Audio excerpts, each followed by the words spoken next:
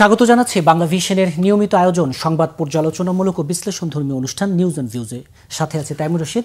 আমার সাথে আজকে আলোচনার জন্য স্টুডিওতে উপস্থিত আছেন প্রধান উপদেষ্টা বিশেষ সহকারী এবং বিশিষ্ট সাংবাদিক মনির হায়দার। আপনাকে স্টুডিওতে স্বাগত জানাচ্ছি। দর্শক, স্টুডিও আলোচনা করবো, তবে তার আগে বাংলা ভিশনের বার্তা কক্ষে আছেন নিউজ এডিটর বেনজির আহমেদ। আপনার কাছে জেনে নিব দিনের সবশেষ গুরুত্বপূর্ণ খবরগুলো। আপনাকে ধন্যবাদ। দিনের সবশেষ বা গুরুত্বপূর্ণ খবরের মধ্যে রয়েছেন, আপনি জানেন 2025-26 অর্থ বছরের যে বাজেট ঘোষণা করা হয়েছে গতকাল মঙ্গলবার বাজেট পরবর্তী সংবাদ সম্মেলনে অর্থ উপদেষ্টা ডক্টর সালেউদ্দিন আহমেদ দাবি করেছেন এই বাজেট অর্থাৎ প্রস্তাবিত জাতীয় বাজেট ব্যবসা এবং জনবান্ধব, বিপ্লবী না হলে এটা জনবান্ধব বাজেট এবং বাস্তবায়নযোগ্য। তিনি আরও বলেছেন এই বাজেট গতানুগতিক হলেও অতীতের শতভাগের কোনো পদাঙ্ক অনুসরণ করা হয়নি। অন্যদিকে পরিকল্পনা উপদেষ্টা ডক্টর ওয়াহিদুল মাহমুদও দাবি করেছেন বাজেট বাস্তবসম্মত এবং বাস্তবায়নযোগ্য। তবে বেসরকারি গবেষণা প্রতিষ্ঠান সেন্টার ফর পলিসি ডায়ালগ সিপিডির মতে বাজেটের যে অর্থনৈতিক দিকগুলো আশাব্যঞ্জক, তবে তা বাস্তবায়ন কঠিন এবং মূল্যস্ফীতি 6-6.5% নামিয়ে আনা এটা কষ্টকর এবং উচ্চাভিলাষী। এবং প্রস্তাবিত বাজেটে কালো টাকা সাদা করার সুযোগের বিরোধিতা করেছে সিপিডি। তাদের মতে এটা করা উচিত হয়নি। তারা বলছেন এই কালো টাকা সাদা করার সুযোগ জুলাই বিপ্লবের পরিপন্থী। এবার আসে তাইমুর রাজনৈতিক নিউজগুলোর মধ্যে। জাতীয় ঐক্যমত্য কমিশনের সাথে রাজনৈতিক দলগুলোর রাষ্ট্রের গুরুত্বপূর্ণ বিষয়গুলোর যে সংস্কার, মঙ্গলবারও রাজনৈতিক দলগুলোর সাথে কমিশনের বৈঠক হয়েছে, যেখানে বিএনপি, জামায়াত, এনসিপি সহ বিভিন্ন রাজনৈতিক দল তাদের মতামত তুলে ধরেছেন। বৈঠকে বিএনপি সহ বেশিরভাগ রাজনৈতিক দলই সংবিধানের 70 অনুচ্ছেদ প্রয়োজনীয় সংস্কারের মতামত দিয়েছে। এছাড়া তত্ত্বাবধায়ক সরকার গঠন এবং তত্ত্বাবধায়ক সরকারের অধীনে স্থানীয় নির্বাচনের কথা বলেছে বিএনপি, আর বিরোধিতা করেছে, তবে জামায়াত এবং এনসিপি এর পক্ষে মত দিয়েছে। তাইমুর, এই ছিল আমার কাছে দিনের সবশেষ খবর। ধন্যবাদ আপনাকে। দর্শক, দিনের সবশেষ খবরগুলোর কথা জানাচ্ছিলেন বাংলা ভিশনের নিউজ এডিটর বেনজির আহমেদ। স্টুডিও আলোচনা শুরু করবো। যেমনটা বলছিলেন আমাদের নিউজ এডিটর, এবং আজকেও তো গত দুদিন ধরে সবচেয়ে গুরুত্বপূর্ণ যেই সংবাদটি ছিল সেটি হচ্ছে জাতীয় ঐক্যমত্য কমিশনের দ্বিতীয় ধাপের যে সংলাপ 2 দিন বেরোলো। প্রশ্নটা এইভাবে রাখতে চাই, এই যে 10 মাস 8ই আগস্ট এই অন্তর্বর্তী সরকারের 10 মাস হবে, ঐক্যমত্যের জায়গাটা আসলে এখনো আপনাদের কাছে কত দূর মনে হচ্ছে? ঠিক কি আসলে আপনারা এই ঐক্যমত্য কমিশন অর্জন করতে চাইছেন? ধন্যবাদ। প্রথমত একটা ভুল আমি একটু সংশোধন করে দিই। অন্তর্বর্তীকালীন সরকারের বয়স 10 মাস হতে চলেছে, কিন্তু জাতীয় ঐক্যমত্য কমিশনের বয়স 3 মাসের কিছু বেশি হয়েছে। কারণ এই কমিশন যাত্রা শুরু করেছে 15ই ফেব্রুয়ারি, এটা আমাদের মনে রাখতে হবে। জাতীয় ঐক্যমত্য কমিশনের আগে, এই কমিশন গঠনের আগে বর্তমান সরকার, মাননীয় প্রধান উপদেষ্টা প্রফেসর মোহাম্মদ ইউনূস, তিনি বেশ কিছু সংস্কার কমিশন গঠন করেছিলেন। তো সেই কমিশনগুলো দেশে একটা ব্যাপক ভিত্তিক সংস্কারের জন্য অনেক সুপারিশ করেছে, কয়েক শত সুপারিশ করেছে। এই সুপারিশগুলো বাস্তবায়নের ক্ষেত্রে 2-3 ধরনের সুপারিশ আছে। কিছু সুপারিশ রাজনৈতিক দলের সঙ্গে আলাপ আলোচনা ছাড়াই বাস্তবায়ন করা যায়, আর কিছু কিছু সুপারিশ আছে এখানে বৃহত্তর জাতীয় ঐক্য যদি না হয়, বিভিন্ন রাজনৈতিক দল যদি এইসব সুপারিশের ব্যাপারে ন্যূনতম একটা ঐক্যের জায়গায় না আসে, তাহলে এই সুপারিশগুলো বাস্তবায়ন সম্ভব না। মূলত এই ধরনের সুপারিশগুলো বাস্তবায়নের জন্য প্রয়োজনীয় ঐক্য সৃষ্টির লক্ষ্যেই এই ঐক্যমত্য কমিশন গঠন করা হয়েছে। এবং এই কমিশনের প্রধান মাননীয় প্রধান উপদেষ্টা প্রফেসর মোহাম্মদ ইউনূস তিনি নিজে। আপনি যথার্থই বলেছেন যে এর আগে বিভিন্ন রাজনৈতিক দলের সঙ্গে প্রথম রাউন্ডের বা প্রথম ধাপের আলোচনা সম্পন্ন হয়েছে। তো এটা দেশের মানুষ বা টেলিভিশনের দর্শকরা সবাই দেখেছে যে 2 মাসেরও বেশি সময় ধরে সেই আলোচনাগুলো যখন চলছিল, সেটা বিভিন্ন রাজনৈতিক দলের সঙ্গে আলাদা আলাদাভাবে কমিশন বসেছিল, জাতীয় ঐক্যমত্য কমিশন। বলা বাহুল্য, আমি কিন্তু কমিশনের কোনো সদস্য না। আমি মাননীয় প্রধান উপদেষ্টার বিশেষ সহকারী হিসাবে জাতীয় ঐক্যমত্য কমিশনের সঙ্গে লিয়াজোর কাজটা করি। বিভিন্ন রাজনৈতিক দলের সঙ্গে কমিশনের যোগাযোগ এবং লিয়াজো, মূল কথা হলো আমি লিয়াজোর ভূমিকাটা পালন করি। তো এটা করতে গিয়েও আমি কমিশনের সব কর্মকাণ্ডের সঙ্গে যুক্ত এবং অবহিত থাকি। তো প্রথম ধাপের আলোচনায় রাজনৈতিক দলগুলোর সঙ্গে কমিশন আলাদা আলাদাভাবে বসেছে এবং সংশ্লিষ্ট সুপারিশগুলোর ব্যাপারে, মানে সংস্কারের প্রস্তাবগুলোর ব্যাপারে কোন দলের অবস্থান কি সেটা জানবার চেষ্টা করেছিল। দলগুলো আলাদা আলাদাভাবে দলগুলো এই সমস্ত সুপারিশের ব্যাপারে লিখিতভাবে তাদের মতামত জানিয়েছিল এবং মানে বৈঠকের আগেই, এবং কমিশনের সঙ্গে যখন বসেছে সেই বসাটা মোটামুটি দীর্ঘ সময়ের জন্য বসেছিল। এমনকি কোনো কোনো দল 2 বা ততোধিক দিন বসেছিল। বিএনপি 3 দিন বসেছিল, জামাত 2 দিন বসেছিল, ন্যাশনাল সিটিজেন্স পার্টি 2 দিন বসেছিল, এরকম আর কি। তো মূলত রাজনৈতিক দলগুলোর কাছ থেকে তথ্য সংগ্রহ, তাদের কার কি অবস্থান, কি দৃষ্টিভঙ্গি, কোন প্রস্তাবের ব্যাপারে, সেগুলো সংগ্রহ করেছিল। এটা সংগ্রহ করতে গিয়ে বিপুল সংখ্যক সুপারিশের ব্যাপারে দেখা গেছে যে রাজনৈতিক দলগুলোর মধ্যে খুব বেশি মতভিন্নতা বা ভিন্ন মত নাই, মানে তারা মোটামুটি কাছাকাছি একমত। যে সমস্ত সুপারিশগুলোর ব্যাপারে বেশিরভাগ রাজনৈতিক দল, প্রধানত বড় বড় রাজনৈতিক দলগুলো একমত বা একমতের কাছাকাছি, সেগুলোকে বাছাই করে আলাদা করা হয়েছে। আর যে সমস্ত সুপারিশের ব্যাপারে মোটা দাগে ভিন্ন মত বা মতদ্বৈধতা আছে, সেই সুপারিশগুলোকে আলাদা করে মূলত সেগুলোর উপরেই এখন দ্বিতীয় ধাপের বা সেকেন্ড রাউন্ডের আলোচনা। আপনি যেমনটা বলছেন যে প্রথম ধাপে আলাদা আলাদা বসছিলেন, এবার একত্রে বসার মানে লক্ষ্যটা কি ছিল? আমি সেটাই বলছি যে যে সমস্ত সুপারিশগুলোর ব্যাপারে প্রথম ধাপে দেখা গেছে যে এই সুপারিশগুলোর ব্যাপারে ঐক্য নেই বা রাজনৈতিক দলগুলো একমতের জায়গায় নেই, বরং তাদের ভিন্ন ভিন্ন মত আছে, ভিন্ন ভিন্ন দৃষ্টিভঙ্গি আছে, সেই সুপারিশগুলো চিহ্নিত করে এখন দ্বিতীয় ধাপের আলোচনা। কমিশন মনে করেছে যে এই ধাপের আলোচনায় যদি আবার আলাদা আলাদাভাবে বসা হয় তাহলে আর কোনো খুব একটা রেজাল্ট হবে না, কারণ সে ধরনের বসা গত 2 মাসে হয়ে গেছে। এখন যদি ঐক্যমত্যের কাছাকাছি যাওয়ার চেষ্টা করা হয় বা এই প্রস্তাবগুলো ব্যাপারে কোনো একটা সিদ্ধান্ত উপনীত হতে হয়, তাহলে সকল দলের প্রতিনিধিদেরকে নিয়ে একসঙ্গে বসতে হবে এবং প্রত্যেকে মুখোমুখি আলোচনা করবে যে কেন দ্বিমত, কোথায় দ্বিমত, এই দ্বিমত থেকে বেরিয়ে আসার কোনো সুযোগ আছে কিনা, একমতের কাছাকাছি যাওয়ার কোনো সম্ভাবনা আছে কিনা, এই লক্ষ্য সামনে রেখে এখন এই লক্ষ্যে সবচেয়ে চ্যালেঞ্জিং জায়গা কোনগুলো মনে হচ্ছে? ডেফিনেটলি চ্যালেঞ্জিং জায়গা শুধু এই লক্ষ্যের ক্ষেত্রে না, ওভারঅল চ্যালেঞ্জিং জায়গাটা হলো যে প্রথম কথা হলো যে এই যে সংস্কার এবং এই যে সুপারিশমালা, এটা লক্ষ্যটা কি? এটা লক্ষ্যটা হলো যে বাংলাদেশ যে গত 16-17 বছর একটা ফ্যাসিবাদী বা দুঃখিত মাফিয়াতান্ত্রিক শাসনের মধ্যে চলে গিয়েছিল এবং দেশটাকে একটা মাফিয়াতান্ত্রিক ব্যবস্থার মধ্যে নিয়ে যাওয়া হয়েছিল, যেটাকে আমরা স্বৈরতন্ত্র বলতাম আগে। মানে স্বৈরতন্ত্র এর চাইতে অনেক সফটার বা অনেক হালকা বিষয়, তার চাইতে অনেক একটা নিপীড়নমূলক রাষ্ট্র ব্যবস্থা, অনেক একনায়কতান্ত্রিক, অনেক টোটালিটেরিয়ান একটা ব্যবস্থা এখানে কায়েম করা হয়েছিল।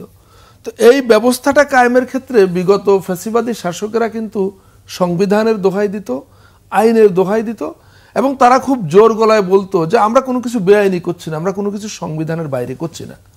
তার মানে কি, আমাদের বর্তমান সাংবিধানিক কাঠামোতে বা সংবিধানে এবং আইনি কাঠামোতে বা রাষ্ট্রীয় ব্যবস্থায় এমন সব ফাঁকফোকর আছে যেগুলো ব্যবহার করে বা যেগুলোর অজুহাত দিয়ে একটা সরকার স্বৈরাচারী, এমনকি ফ্যাসিবাদী, এমনকি মাফিয়াতান্ত্রিকও হয়ে উঠতে পারে। আমাদের জুলাই অভ্যুত্থানের যে প্রেরণা বা যে আকাঙ্ক্ষা, তার মূল আকাঙ্ক্ষাটা হলো বা মূল ফোকাসটা হলো যে রাষ্ট্র ব্যবস্থার ফাঁকফোকরগুলোকে এমনভাবে বন্ধ করা যে ভবিষ্যতে নির্বাচিত হয়ে কোনো শক্তি রাষ্ট্র ক্ষমতায় বসবার পর যাতে এই সমস্ত ফাঁকফোকর ব্যবহার করে আর ফ্যাসিবাদী কিংবা স্বৈরাচারী হয়ে উঠতে নিপীড়ক যাতে না হয়ে উঠতে পারে। সকল রাজনৈতিক দল কিন্তু এই লক্ষ্যের ব্যাপারে একমত যে এইটা নিয়ে আমাদের কারো কোনো দ্বিমত নেই। আমরা এমন একটা রাষ্ট্র ব্যবস্থা গড়ে তুলতে চাই বা এমন একটা রাষ্ট্র ব্যবস্থা নিশ্চিত করতে চাই যেটা করলে পরে আর কেউ কোনোদিন ফ্যাসিবাদী, মাফিয়াতান্ত্রিক, নিপীড়ক হতে পারবে না। এই লক্ষ্যের ব্যাপারে সবাই একমত। পার্থক্যটা কোথায়, কিভাবে এই লক্ষ্যটা অর্জন করা যাবে সেটা নিয়ে এক একজনের এক একটা দৃষ্টিভঙ্গি আছে। কমিশন প্রথম দফার আলোচনায়, এখন দ্বিতীয় ধাপের আলোচনায় সেই জিনিসটা আইডেন্টিফাই করার চেষ্টা করছে যে কার দৃষ্টিভঙ্গিটা বেশিরভাগ রাজনৈতিক দলের কাছে গ্রহণযোগ্য। প্রত্যেকেরই একটা ফর্মুলা আছে যে আমরা এটা করতে চাই, তো এটা এইভাবে করা যায়। আরেকটা দল বলছে হ্যাঁ আমরা এই কাজটাই করতে চাই কিন্তু এইভাবে করতে চাই। তো প্রত্যেকের আইডিয়াগুলো আসছে, তারা উপস্থাপন করছেন কোন আইডিয়াটা কম্পারেটিভলি ইজিয়ার, মানে সহজ এই সেন্সে যে সেটার সঙ্গে বাকি দলগুলো একমত কিংবা একমতের কাছাকাছি হবে, তারপরে সেটা কমিশন পিক করবে, করে বাকিদের মতামত জানতে চাইবে, এ ধরনের একটা প্রক্রিয়ার মধ্য দিয়ে আজকে তো প্রথম দিন, গতকাল উদ্বোধন হয়েছে, গতকাল মানে গত পরশু দিন, এরই মধ্যে গতকালকে প্রথম দিনের আলোচনা হয়েছে এবং সকল দলের প্রতিনিধিরা অংশ নিয়েছিল।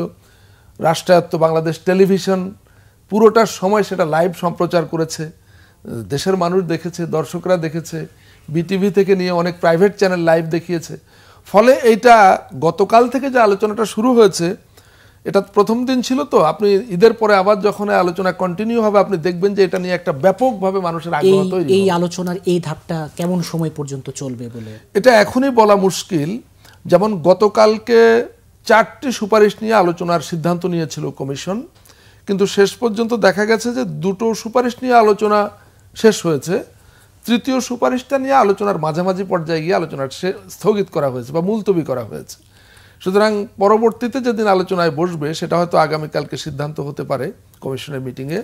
পরবর্তী ঈদের পরে, ঈদের ছুটির পরে যখন আবার আলোচনা শুরু হবে, এই যে অনিষ্পন্ন সুপারিশ 3 নম্বর সুপারিশ যেটা, সেটা নিয়ে আলোচনা হবে, এবং 4র্থ সুপারিশ যেটা গতকালকে আলোচনা শুরুই করা যায়নি সেটি নিয়ে আলোচনা হবে। আমার জানা মতে কমিশন এ ধরনের বেশ কিছু সুপারিশ বাছাই করেছে এবং সেগুলা আলোচনা করবার জন্য যতদিন প্রয়োজন হয় ততদিনই আলোচনা চলবে। এটা এখন বলা মুশকিল। কয়টা মানে সুপারিশ বা এজেন্ডা এটা 1 ডজনেরও বেশি, আমি এইভাবে বলতে পারি। আপনি বলছিলেন যে আপনাদের মূল লক্ষ্যটা হচ্ছে বা নিঃসন্দেহে জুলাই অভ্যুত্থানের পরে যে আমাদের যে স্পিরিটটা, যে নির্বাচিত হয়ে যেই আসবে সেজন্য নিপীড়নমূলক বা ফ্যাসিস্ট শুরু, কিন্তু এই যে নির্বাচন নিয়েই তো এখন পুরো রাজনীতিটা এক ধরনের নির্বাচনের এই আলোচনায় ঘুরপাক খাচ্ছে। সেই জায়গায় নির্বাচনের সাথে তো নিঃসন্দেহে ঐকমত্যের বড় সম্পর্ক আছে, কিন্তু নির্বাচনের জায়গাটাতেই তো দেখছি আমরা যে বড় বা যে রাজনৈতিক দলগুলো সেখানে এক ধরনের বড় ধরনের অনৈক্যের জায়গা তৈরি হচ্ছে। এই জায়গাটা আপনি কেন দেখছেন আমি জানি না, আমি দেখি না। আচ্ছা, অনৈক্যের কোনো বড় ধরনের অনৈক্যের কোনো কিছু আমি দেখি না, কারণ গত পরশুদিন দ্বিতীয় ধাপের আলোচনার যে উদ্বোধনী অনুষ্ঠান, সেখানে মাননীয় প্রধান উপদেষ্টা এবং কমিশনের সভাপতি প্রফেসর মোহাম্মদ ইউনূস ছিলেন, তিনি বক্তব্য দিয়েছেন।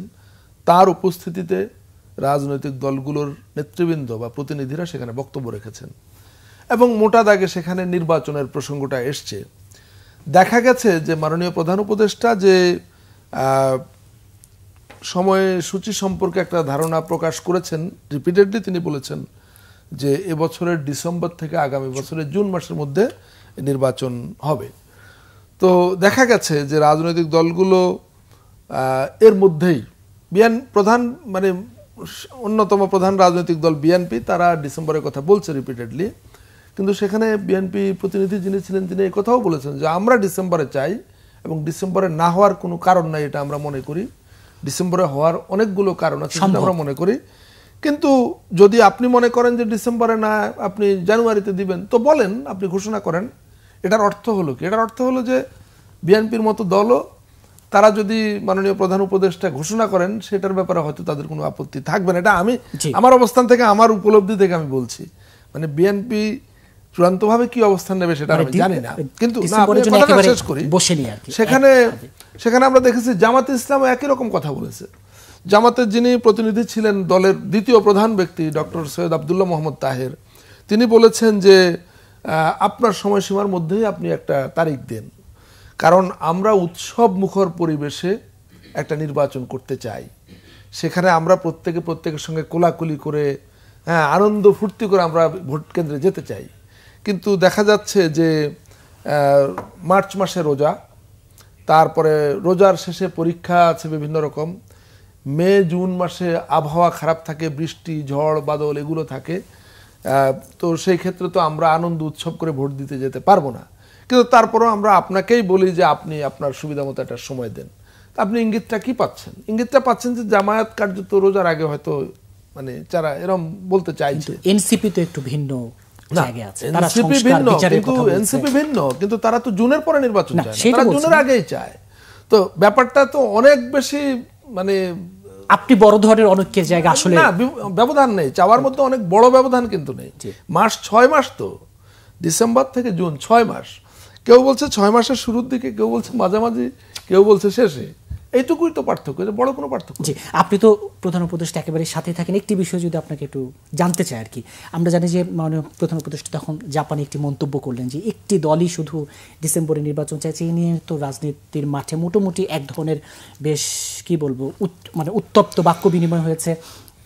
পরশু দিনের এই আলোচনায় এই জায়গাটি এসেছিল কিনা বা প্রধান উপদেষ্টা কিছু বলেছেন কিনা? তাইমুর, প্রথম কথা হলো, মানুষ যখন কোনো প্রেস কনফারেন্সে অথবা মানে এমন কোনো পরিসরের পরিবেশে থাকে যেখানে তাকে প্রশ্ন করা হয় এবং তিনি জবাব দেন, এখানে অনেক পার্সপেক্টিভ থাকে। কোন প্রেক্ষিতে কোন কথা বলেন সেগুলো এটা খুব বিচ্ছিন্নভাবে দেখার সুযোগ নেই, এটা একটা সামগ্রিক ব্যাপার।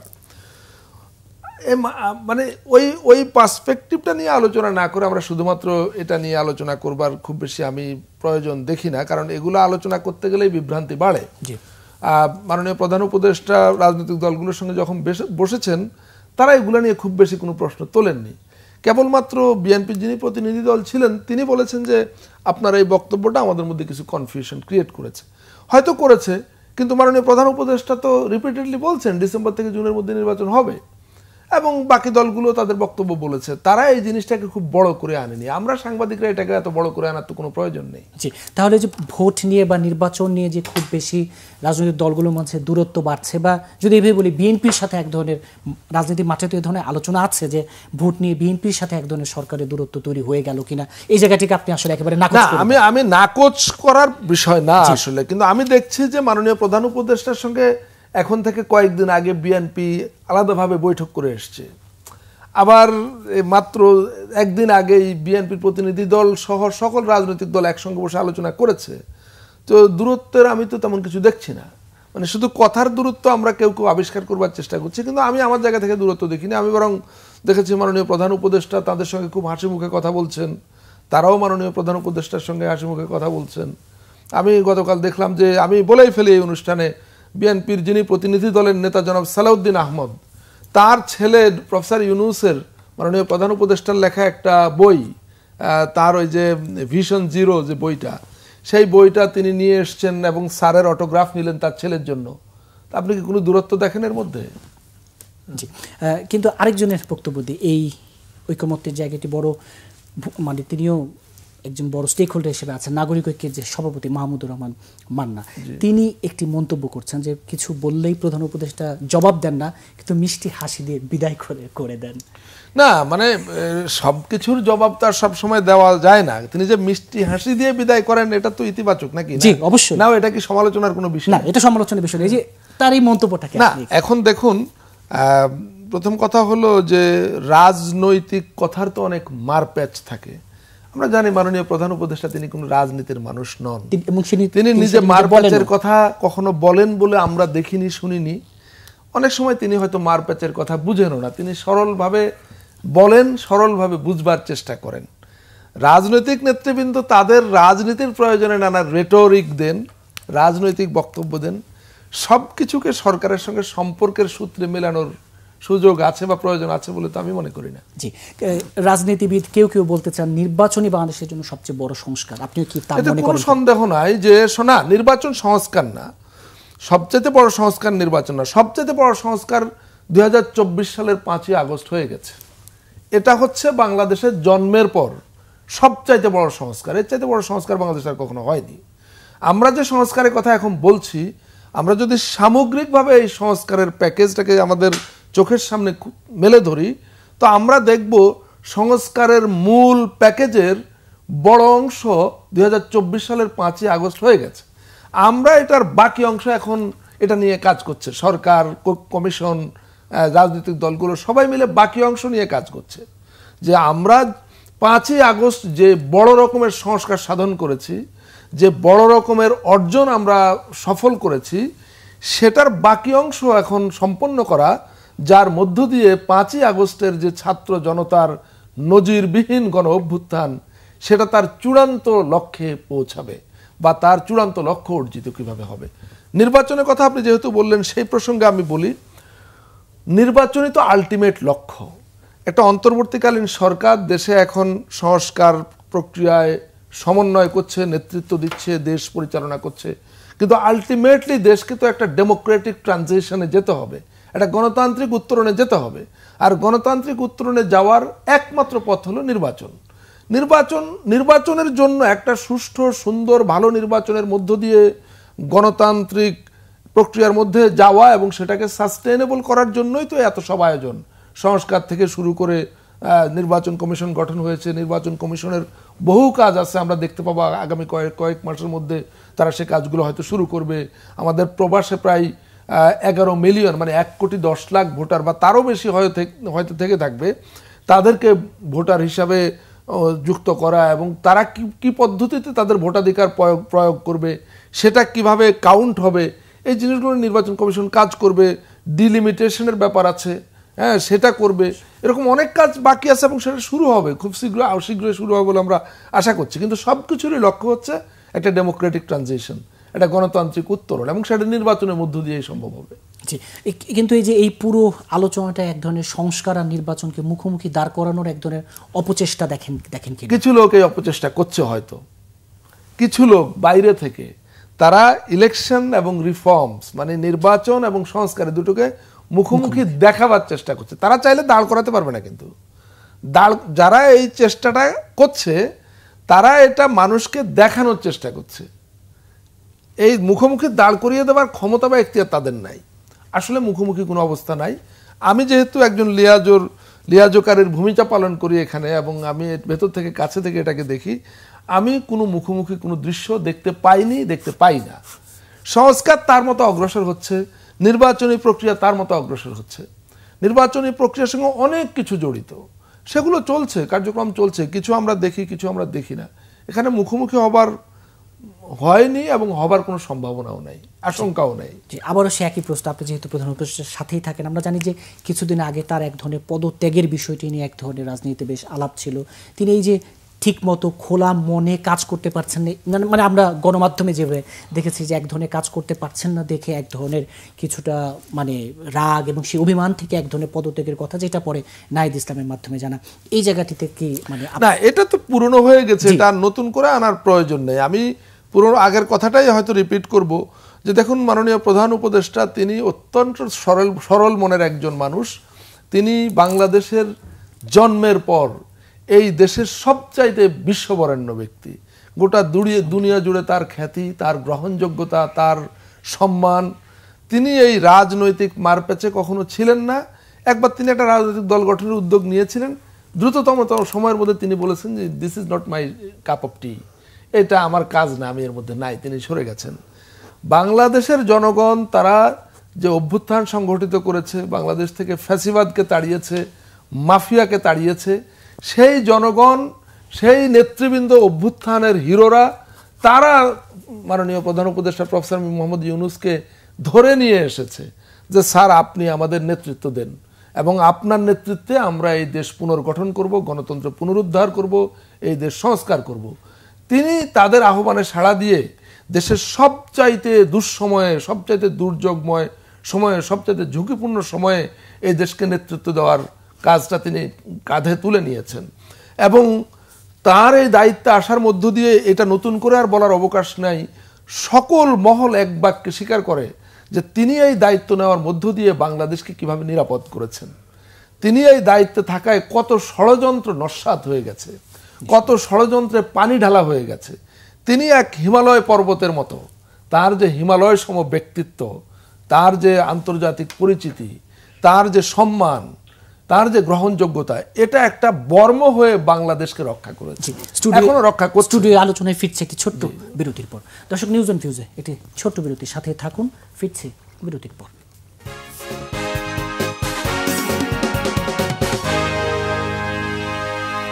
বিরতির পর আবারও স্বাগত জানাচ্ছি নিউজ অন ফিউজে। মনির হায়দার, যে আপনি বলছিলেন একটি মহল, আবারও এভাবে বলি না, আমি যেখানে শেষ করছিলাম যে আপনি বলছিলেন যে রাজনৈতিক দলগুলোর মানে প্রফেসর ইউনূসের বক্তব্য নিয়ে, তো আমি মানে তিনি আমাদেরকে একটা প্রোটেকশন দিয়েছেন জাতি হিসাবে, আমাদের সবচেয়ে দুঃসময়ে এখনো দিচ্ছেন। কিন্তু তিনি তো ওই যে রাজনীতির মারপ্যাচ, এত জটিলতা কুটিলতা বুঝেন না, মানে তার পদত্যাগের একটা ঘোষণার প্রসঙ্গে এসছেন। তো সে কারণে হয়তো কখনো কখনো তিনি এক ধরনের হতাশা বোধ করেন যে আমি তো এত জটিলতা কুটিলতা এত মারপ্যাচ এগুলো বুঝি না, আমি এত মারপ্যাচের মধ্যে কেন পড়ব। কিন্তু এটাও তো ঠিক যে রাজনীতিও থাকবে, রাজনৈতিক দল থাকবে, তাদের বিভিন্ন দাবি দাওয়া থাকবে, তাদের বিভিন্ন কৌশলগত ভাষা থাকবে, আমরা সেটাও নাকচ করে দিতে পারবো না। শুধু এটা রিয়ালিটি। কিন্তু আবার সবাই এসে প্রকাশ্যে গোপনে দুইভাবেই বলেছে যে আমরা আপনাকে চাই, আপনার নেতৃত্বেই বাংলাদেশ একটা গণতান্ত্রিক উত্তরণে যাবে, আপনার নেতৃত্বেই এখানে দেশের ইতিহাসে সবচেয়ে ভালো নির্বাচন হবে, এবং আমরা সেই প্রত্যাশায় আছি। গত পরশু দিনের তার সঙ্গে রাজনৈতিক দলগুলো আলোচনায় বিএনপি সহ প্রত্যেক দল বলেছে যে আমরা আপনার নেতৃত্বেই একটা নির্বাচনের দিকে যেতে চাই। সুতরাং এইখানে রাজনৈতিক দলগুলোর মাঠের বক্তৃতায় কে কি বলল আর আসলে সামনাসামনি আলোচনায় কি, এটা আমাদেরকে একটু বুঝতে হবে। মাননীয় প্রধান উপদেষ্টা তিনিও বুঝতে পেরেছেন যে আলটিমেটলি রাজনৈতিক দলগুলো তার উপরেই আস্থা রেখেছে এবং রাখছে এবং রাখবে, এটা আমরা সবাই বুঝতে পারি। কেউ কেউ বলতে চান এই অন্তর্বর্তী সরকার ক্ষমতা দীর্ঘস্থায়ী করতে চায় এবং শিক্ষার্থীদের বা তরুণদের যে রাজনৈতিক দল এনসিপিকে একটু বাড়তি প্রায়োরিটি দিচ্ছে, দেয়। দেখুন, এ ধরনের অভিযোগ তো নানা রকম থাকবে, এটা বিষয় না। কিন্তু আপনি অন্তর্বর্তীকালীন সরকার দীর্ঘ সময় ক্ষমতায় থাকতে চায়, এই কথাটার ভিত্তিটা কি? এই সরকারের প্রধান হলেন মাননীয় প্রধান উপদেষ্টা। তিনি রিপিটেডলি বলছেন ডিসেম্বর থেকে জুনের মধ্যে নির্বাচন। তো তার এই কথার পরে আর কে কি বলল দীর্ঘ সময় ক্ষমতায় থাকতে চাওয়ার, কার কোন তৎপরতায় বা কোন আচরণে কে কি অনুমান করে নিল, সেটা কি আলোচনার কোনো বিষয় আছে এখানে? আমি তো জানি না সেটা।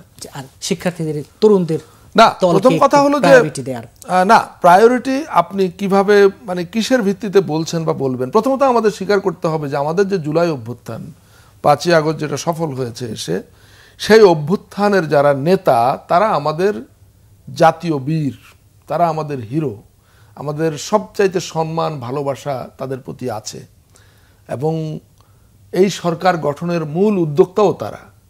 সুতরাং তাদের সঙ্গে সরকারের কারো এমনকি মাননীয় প্রধান উপদেষ্টার একটা ব্যক্তিগত সুসম্পর্ক থাকতে পারে, এটার মানেই তো তাদেরকে প্রায়োরিটি দেওয়া বা তাদেরকে বিশেষ কোনো সুযোগ সুবিধা দেওয়ার তো এখানে প্রশ্ন আসে না।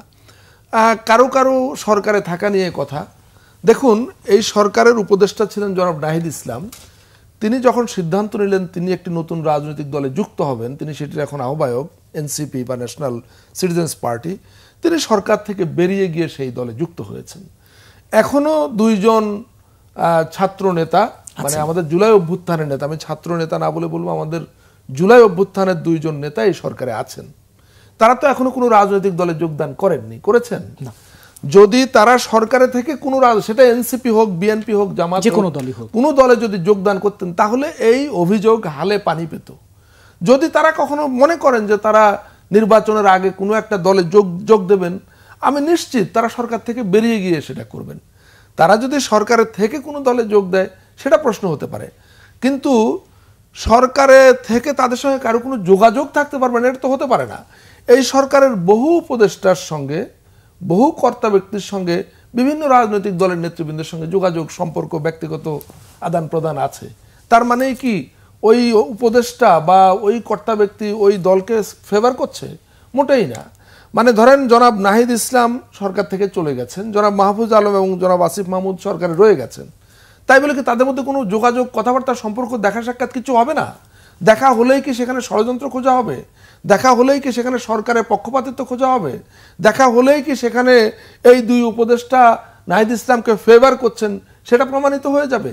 এগুলো খুবই সস্তা অপপ্রচার বা একটা সস্তা চিন্তা বলে আমি মনে করি। জি, এই জায়গায় এনসিপিকে নির্বাচনের মাঠে একটু বাড়তি সুযোগ করে দেয়। এবং সবশেষ যদি বলি যে বিএনপির স্থায়ী কমিটির বৈঠকে রাতেই এই খবরটি বেরিয়েছে যে ডিসেম্বরে নির্বাচন আদায়ে সম্ভাবনা দলগুলোকে নিয়ে মাঠে থাকবে বিএনপি। আপনার কি মনে হয় কিনা যে এই ধরনের কর্মসূচি এখনই দরকার আছে কিনা? যেহেতু আমি এই মন্তব্য মোটেই করব না। বিএনপি একটা রাজনৈতিক দল এবং বৃহত্তর রাজনৈতিক দল, এবং তাদের একটা জোট আছে, তাদের নেতৃত্বে জোটে বহু রাজনৈতিক দল আছে। এই জোটভুক্ত দলগুলোর বিভিন্ন রকম আকাঙ্ক্ষা আছে, বিভিন্ন রকম দৃষ্টিভঙ্গি আছে, বিভিন্ন রকম দাবি আছে, ওপিনিয়ন আছে, আবদার আছে। বিএনপি সেটাকে অ্যাড্রেস করবে। তারা স্থায়ী কমিটির বৈঠকে তাদের জোট সঙ্গীদের উদ্দেশ্যে একটা বক্তব্য দিবে, নিজের দলের কর্মী সমর্থকদের উদ্দেশ্যে একরকম বক্তব্য দিবে। এগুলো তাদের রাজনীতির অংশ। সেই অবস্থান আর সরকারের সঙ্গে কিংবা জাতীয় ঐক্যমত্য কমিশনের সঙ্গে আলোচনায় তারা কি বলছেন আমরা সেটাকে বিবেচনায় নেব। মাননীয় প্রধান উপদেষ্টার সঙ্গে সাক্ষাতে কি বলছেন সেটা আমরা বিবেচনায় নিব। বিএনপির একটা দলীয় দাবি ডিসেম্বরের মধ্যে নির্বাচন বা ডিসেম্বর মাসে নির্বাচন, এটা তো আমি দোষের কিছু দেখি না। এবং তাদের এই দাবির কারণে সরকার খুব বিপদের মধ্যে আছে, খুব বিব্রতকর অবস্থা আছে, চাপে আছে, আমি সেটাও দেখি না। আমি বরং সরকারের সঙ্গে আলোচনায় তাদেরকে যথেষ্ট ফ্লেক্সিবল, যথেষ্ট মানে তারা সম্মান রেখেই কথা বলছেন, আস্থা রেখেই কথা বলছেন। গতকালকেও আমি সেই দৃশ্য দেখেছি। সুতরাং বিবেচ্য বিষয় হলো এটা, ওইটা না। জি, নির্বাচন নিয়ে সরকার চাপে নিয়ে আপনি বলছেন, কিন্তু এই যে নির্বাচনের মানে সবগুলো রাজনৈতিক দলই, বিশেষ করে বড় দল বিএনপি এখন যে কথাটি বলছে এবং তার জোট সঙ্গীরা তো অবশ্যই, যে ডিসেম্বর থেকে জুন সেখানে একটি রূপরেখা ঘোষণা, অর্থাৎ একটা মানে দিনক্ষণ ঘোষণাটা করলেই কি মনে হয় যে এখন যেই রাজনীতিতে বা রোডম্যাপ যেটা বলি সেটা ঘোষণা করলেই রাজনীতিতে এখন এক ধরনের যে অস্থিরতা বলি বা এক ধরনের যে অনৈক্যের জায়গাটা আছে এটি দূর হবে বলে কি আপনি মনে করেন, শুধু রোডম্যাপ বা দিনক্ষণ ঘোষণা? না, মানে সেই ঘোষণা না দিলেই যে সব একেবারে উচ্ছন্নে যাবে বা বিরাট অস্থিরতা তৈরি হয়ে যাবে, অনাস্থার বিরাট দেওয়াল তৈরি হয়ে যাবে, আমি সেই লক্ষণও দেখি না। কিন্তু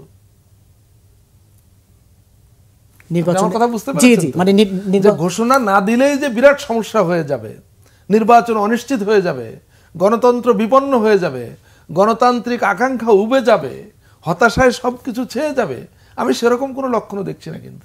কিন্তু এই যে একটি বিষয় দেখেন, রাজনীতির মাঠে যে জুলাই অভ্যুত্থানের পরে যে নানামুখিত সংস্কার এবং এই দাবিগুলো তো জনদাবিও ছিল, কিন্তু সেখান থেকে এখন সব আলোচনায় কি ঘুরে ফিরে গিয়ে শেষমেশ নির্বাচনে গিয়ে কেমন একটা না, আমি সেটা দেখিনি। বরং আমি দেখছি নির্বাচনের আলোচনা আছে খুবই যৌক্তিকভাবে। নির্বাচনের আলোচনাই সবচাইতে বেশি হওয়া দরকার, কারণ আমাদের সামনে এখন সবচাইতে বড় গোল নির্বাচন। কিন্তু তার আগে আমাদের একটা সংস্কার মোটামুটি একটা এক জায়গায় পৌঁছাতে হবে। আমাদের নির্বাচন, সংস্কার এবং ঐক্য, এই তিনটা জিনিস আমাদের জন্য সবচাইতে গুরুত্বপূর্ণ। সুতরাং এই তিনটা নিয়েই কাজ হচ্ছে, এই তিনটা নিয়েই কথা হচ্ছে, এই তিনটা নিয়েই নানা রকম প্রক্রিয়া চলমান আছে। সব বিষয়ে তো ঐক্য হবেও না, কোনো বিষয়ে তো সব, এটা তো মানে গণতান্ত্রিক চর্চার জায়গাটাই তো এই জায়গায়। মানে আমরা তো বলছি না যে সব, আমি যেটা বললাম যে সংস্কার কমিশন সমূহ 6টা কমিশন শত শত সুপারিশ করেছে, তার মধ্যে বহু সুপারিশ কিন্তু এর মধ্যে বাস্তবায়ন হয়ে গেছে। আপনাকে একটু বুঝিয়ে বলি, সংস্কার কমিশন সমূহ যে সমস্ত সুপারিশ করেছে তার মধ্যে একটা বড় সংখ্যক সুপারিশ আছে যেগুলো বাস্তবায়নের জন্য সংবিধান সংশোধনের দরকার নাই, রাজনৈতিক দলের সঙ্গে আলোচনারও দরকার নাই। এগুলো বিদ্যমান আইনের আওতায় বিভিন্ন মন্ত্রণালয় বিভাগ বাস্তবায়ন করতে পারে এবং তারা সেগুলো শুরু করে দিয়েছে। গত পরশুদিনের আলোচনায় মাননীয় প্রধান উপদেষ্টার সঙ্গে সেখানে আইন উপদেষ্টা ডক্টর আসিফ নজরুল তিনি একটা ফিরিস্তি তুলে ধরেছেন যে সংস্কার কমিশন সমূহের কোন কোন সুপারিশ এর মধ্যে বাস্তবায়ন হয়ে গেছে এবং সেগুলো বাস্তবায়ন করার জন্য কি কি নতুন আইন অধ্যাদেশ আকারে জারি করা হয়েছে। জনপ্রশাসন, স্বরাষ্ট্র, আইন, বিভিন্ন মন্ত্রণালয়ে কিন্তু কমিশনের বহু সুপারিশ বাস্তবায়ন হয়ে গেছে, অনেক সুপারিশ বাস্তবায়নের প্রক্রিয়ার মধ্যে আছে। আর যেগুলো বাস্তবায়ন করবার জন্য সংবিধান সংশোধন দরকার, রাজনৈতিক দলগুলোর ঐক্যমত দরকার, সেগুলো নিয়েই কিন্তু এই ধারাবাহিক আলোচনাগুলো হচ্ছে। এর মধ্যে হয়তো কিছু সুপারিশের ব্যাপারে সবাই একমত হবে না এবং সেগুলো বাস্তবায়িত না হলে যে দেশ বড় রকমের বিপদে পড়ে যাবে কিংবা ফ্যাসিবাদ কালকেই ফিরে চলে আসবে, ব্যাপারটা সেরকম না।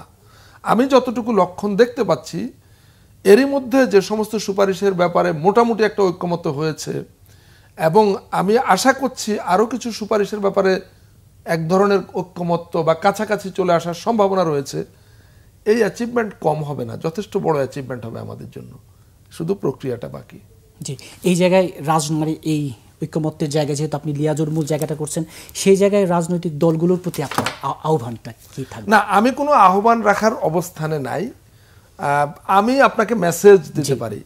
আমি মেসেজ দিতে পারি গতকালকের এবং গত পরশু দিনের যে দুটো দ্বিতীয় রাউন্ডের আলোচনার উদ্বোধন এবং দ্বিতীয় রাউন্ডের আলোচনার প্রথম দিন, এই 2 দিনের অভিজ্ঞতার আলোকে বলতে পারি যে খুব বেশি দূরত্ব রাজনৈতিক দলগুলোর মধ্যে নাই। যেমন গতকালকে যে আলোচনা হয়েছে, আলোচনা শুরু করবার আগের দিন রাতে আমাকে রাজনৈতিক অরাজনৈতিক বিভিন্ন গুরুত্বপূর্ণ ব্যক্তিরা আমার সঙ্গে টেলিফোনে কথা বলে বলেছেন যে সব দলকে নিয়ে একসঙ্গে বসছেন, সামলাতে পারবেন? আমি বললাম কেন? বললো যে সেখানে তো উত্তেজনাকর পরিস্থিতি হবে, বাক বিতণ্ডা হবে, রাগারাগিও হতে পারে। আমি বললাম যেহেতু আমি গত 2-3 মাস ধরে এগুলো নিয়ে কাজ করছি, ভেতরে ভেতরে আমার মধ্যে একটা কনফিডেন্স তৈরি হয়েছে এমন কিছু হবে না। বলে ঠিক বলছেন তো? আমি বললাম দেখেন কি হয়। এরপরে গতকাল সারাদিন আলোচনা হলো, বাংলাদেশ টেলিভিশন সরাসরি সম্প্রচার করলো, সকল দলের প্রতিনিধিরা আলোচনায় অংশ নিলেন। আমি কোনো উত্তেজনাও দেখিনি, বাকবিতণ্ডাও দেখিনি। আমি অত্যন্ত বন্ধুত্বপূর্ণ পরিবেশে আলোচনা করে 3টা সুপারিশের মধ্যে 2টার ব্যাপারে মোটামুটি একমত হয়ে যেতে দেখেছি। এটা কি আমাদের সামনে আশাবাদ তৈরি করে না? এটা কি ইঙ্গিত দেয় না যে সামনের দিনগুলো একই রকম হয়তো হবে, কাছাকাছি হবে, এবং আরো অনেক সুপারিশের জায়গা হয়তো আমরা একমতের জায়গায় চলে আসতে পারবো? জি, এই জায়গায় তো নিঃসন্দেহে আপনি মানে এই অস্বীকার করবেন না যে দূরত্ব তৈরির এক ধরনের অপচেষ্টা তো আছে, এটা থাকতেই পারে। সেই জায়গায় আপনার শুনেন, চেষ্টা যেখানে থাকবে ভালো কিছু করার, এই অপচেষ্টা পাশাপাশি চলবে। এটা কত মতলববাজ গ্রুপ আছে, দেশি বিদেশি ষড়যন্ত্র আছে, ষড়যন্ত্রকারীরা আমার আপনার আশেপাশে আছে, কখনো কখনো আমাদের ভেতরেও হয়তো ঢুকে পড়ে। এটা কোনো মানে অসম্ভব কিছু না বা অকল্পনীয় কোনো ব্যাপার না, এটাই বাস্তবতা। কিন্তু যেহেতু এখানে বৃহত্তর জনগোষ্ঠীর আকাঙ্ক্ষা হলো একরকম, এবং আমার দৃষ্টিতে প্রায় সকল রাজনৈতিক দল এবং রাজনৈতিক দলগুলোর নেতৃবৃন্দ তাদের সদিচ্ছা আছে, সুতরাং এই ষড়যন্ত্র, এ ধরনের অপপ্রচেষ্টা এগুলো খুব বেশি হালে পানি পাবে বলে আমার মনে হয় না।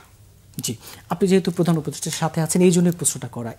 সামাজিক যোগাযোগ মাধ্যমে বা এই ধরনের একটি মন্তব্য কিন্তু আছে যে আগে বাংলাদেশ চালাতো বা যে সরকার ছিল সেই সরকার এক ধরনের ভারত দ্বারা নিয়ন্ত্রিত ছিল, এখন যুক্তরাষ্ট্র দ্বারা, অর্থাৎ এরকম মন্তব্য আপনি দেখবেন সোশ্যাল মিডিয়ায় নানা ধরনের এরকম গুজব বা যাই ছড়ানো হয় যে আগে বাংলাদেশ চালাতো ভারত, এখন চালাচ্ছে যুক্তরাষ্ট্র। এই ধরনের মন্তব্যের অভিযোগ, অপপ্রচারের জবাবে আপনি কি বলবেন? না, আমি এটার প্রথম কথা হলো এটা আমলে নিলেই না আমি জবাব দিব, এটা এই ধরনের অপপ্রচারকে আমি আমলে নিব কেন?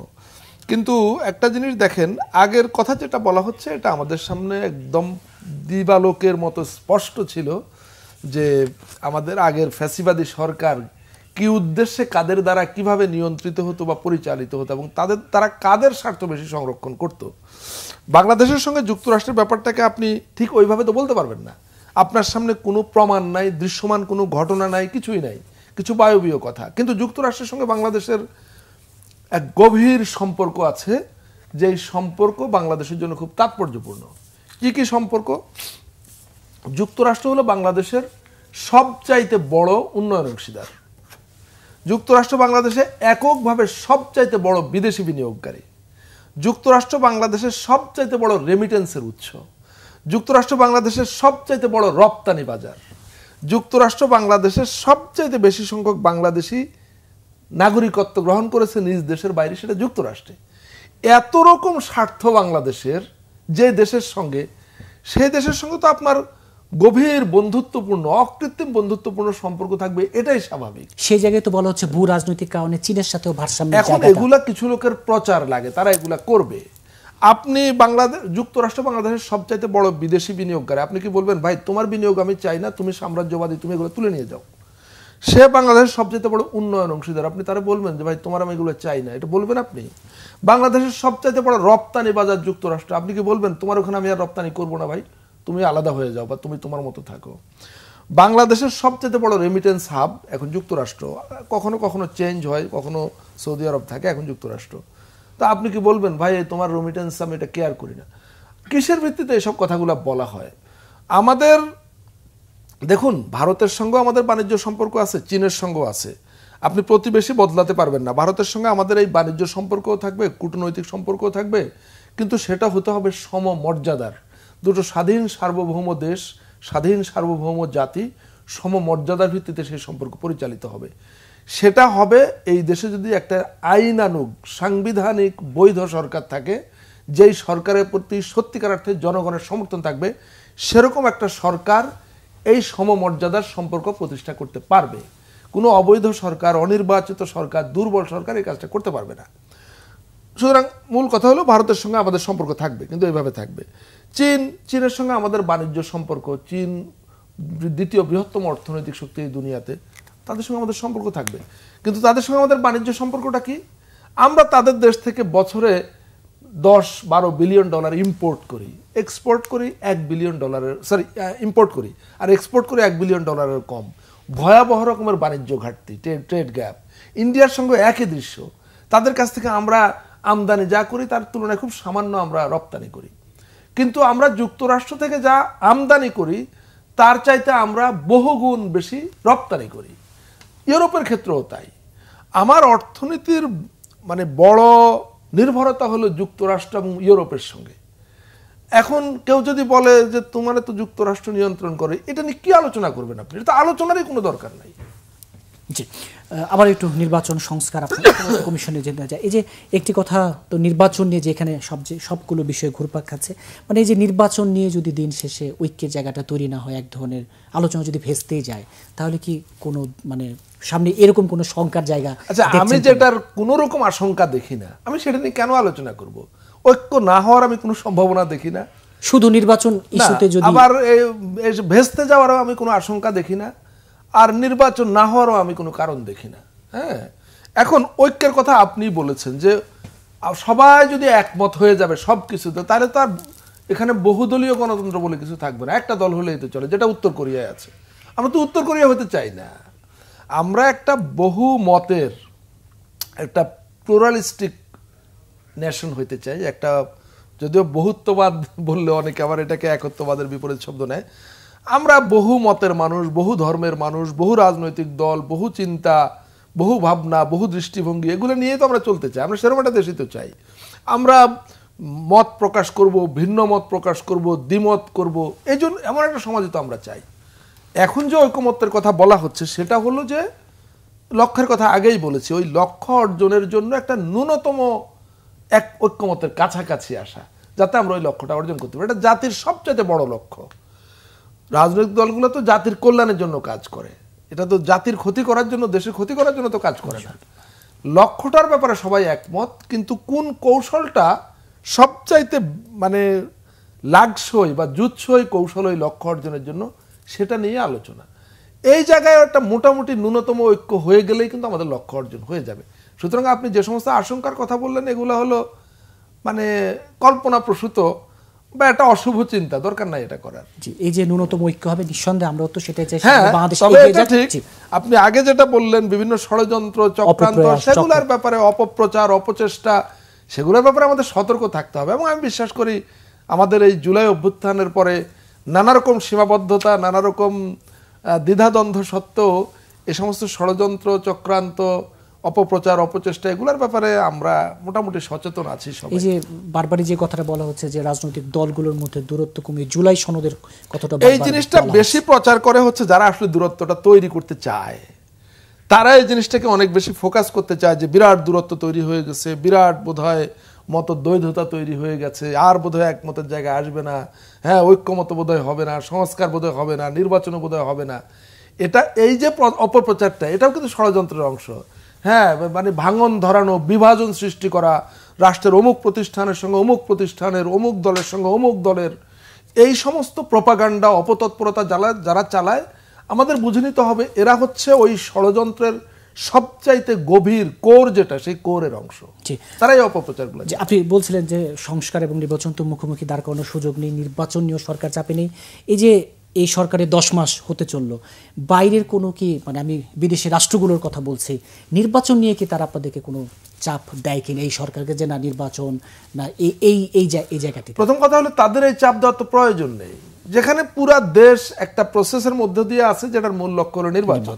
তো এই চাপটা কেন দিবে, কারা দিবে? দেখুন, দেশে কিন্তু একটা মোটামুটি স্থিতিশীল অবস্থা বিরাজ করছে, আমরা কেউ কারো বিরুদ্ধে ওইভাবে লেগে নাই। কিন্তু দেখবেন কিছু কিছু ভয়ঙ্কর রকমের অপপ্রচার আছে, আপনাকে আমার বিরুদ্ধে খেপিয়ে দেওয়া, আমাকে আপনার বিরুদ্ধে খেপিয়ে দেওয়া, আপনাকে একটা সন্দেহজনক লোক বানিয়ে দেওয়া, আমাকে একটা সন্দেহজনক লোক বানিয়ে দেওয়া, প্রত্যেককে সন্দেহ করো, প্রত্যেককে সন্দেহ করো, এইরকম একটা ভয়ঙ্কর অপপ্রচার কিন্তু আছে, এটা সত্য। আমি বিশ্বাস করি এই দেশের মানুষ সেই অপপ্রচার সম্পর্কে এখন সচেতন। মানে এই দেশে এখন সবাইকে সন্দেহ করার কোনো দরকার নাই। এদেশে জুলাই অভ্যুত্থান সংগঠিত হয়েছে একটা জাতীয় ঐক্যের মধ্য দিয়ে। এদেশের প্রতিষ্ঠানগুলোকে দুর্বৃত্তায়িত করা হয়েছিল, এটা ঠিক, ভেঙে গুড়িয়ে দেওয়া হয়েছিল, এটা ঠিক। এদেশের প্রতিষ্ঠানগুলোকে নানাভাবে লেজুড় বৃত্তিতে, নানাভাবে দলীয় এজেন্ডা বাস্তবায়নের জন্য ব্যবহার করা হয়েছিল, এটা ঠিক। কিন্তু আমাদের জুলাই অভ্যুত্থানকালে আমরা দেখেছি যে আমাদের গুরুত্বপূর্ণ প্রতিষ্ঠানগুলো ঠিকই ঐতিহাসিক ভূমিকা পালন করেছে, ঠিকই জাতিকে মুক্ত করবার যে চূড়ান্ত প্রক্রিয়া, সেই প্রক্রিয়ার সঙ্গে যুক্ত হয়েছে। সুতরাং আমাদের মধ্যে নতুন করে ভাঙন ধরাবার যে কোনো অপপ্রচার অপচেষ্টা এটা চূড়ান্তভাবে আর কোনো সুবিধা পাবে না বা হালে পাবে। অনুষ্ঠানে একেবারে শেষে একটি প্রশ্ন অনুষ্ঠান শেষ করবে যে সংস্কার, বিচার এবং নির্বাচন, যেটা এই সরকারও বলে তিনটি, এই তিনটি অর্থাৎ মানুষের আকাঙ্ক্ষাটাও যেন পূরণ হয়, এই জায়গায় থেকে আসলে সরকারের সামনের দিনে আমি না বিচারের বিষয়টাকে এই দুটার কাতারে কেন আনতে চাই না। বিচার তো আমাদের সকলের আকাঙ্ক্ষা, সংস্কার নির্বাচন এটা এক ধরনের, বিচারটা আরেক ধরনের। বিচারের জন্য ট্রাইব্যুনাল গঠন করা হয়েছে, একাধিক প্রক্রিয়া চলছে, সমস্ত প্রক্রিয়া চলছে, বিচার চলছে এবং আমি যতটুকু বুঝি যথেষ্ট দ্রুত গতিতেই চলছে। সো এখানে বিচার হচ্ছে, হবে, এটা কন্টিনিউ হবে। হয়তো ট্রাইব্যুনালের সংখ্যা আরো বাড়বে, বিচারকের সংকট আছে, বিচারক হয়তো নিয়োগ হবে, এটা চলতে থাকবে। পরবর্তীতে যে নির্বাচিত সরকার আসবে তাদেরকে হয়তো এই বিচার প্রক্রিয়া চালিয়ে যেতে হবে। আগামী ধরেন ডিসেম্বর থেকে জুন নির্বাচনের কথা বলা হচ্ছে না, ডিসেম্বরের মধ্যে তো নাই, জুনের মধ্যেও কি বিচার শেষ হয়ে যাবে? প্রশ্নই আসে না। এই বিচার অনেক দিন চলবে। ট্রাইব্যুনালে শেষ হওয়ার পরে এটা উচ্চ আদালতে যাবে, আপিল হবে, সেখানে নিষ্পত্তি হবে, তারপরে এগুলার চূড়ান্ত পরিণতি হবে। সুতরাং এই দুটোর মধ্যে বিচার ঢুকানোর কোনো প্রয়োজন আছে বলে আমি মনে করি না। বিচার এটার গতিতে চলবে এবং এই সরকার যেমন বিচারের আয়োজনের ব্যাপারে সর্বোচ্চ তার প্রচেষ্টা এবং আন্তরিকতা সদিচ্ছার প্রমাণ দিয়েছে, পরবর্তীতে যারাই নির্বাচন হয়ে আসবে তারা কি চাইলেই এটাকে অ্যাভয়েড করতে পারবে? এই জাতির প্রতিটা মানুষ অতন্দ্র প্রহরীর মতো দাঁড়িয়ে থাকবে এই বিচার নিশ্চিত করার জন্য। এই বিচার কারো পক্ষে অ্যাভয়েড করে যাওয়া কোনোদিন সম্ভব হবে না। জি, আপনাকে আজকে স্টুডিওতে সময় দেওয়ার জন্য ধন্যবাদ। দর্শক, নিউজ এন্ড ভিউজ আজ এই পর্যন্ত। আগামী পর্ব দেখার আমন্ত্রণ রইল। সে পর্যন্ত ভালো থাকুন, সুস্থ থাকুন।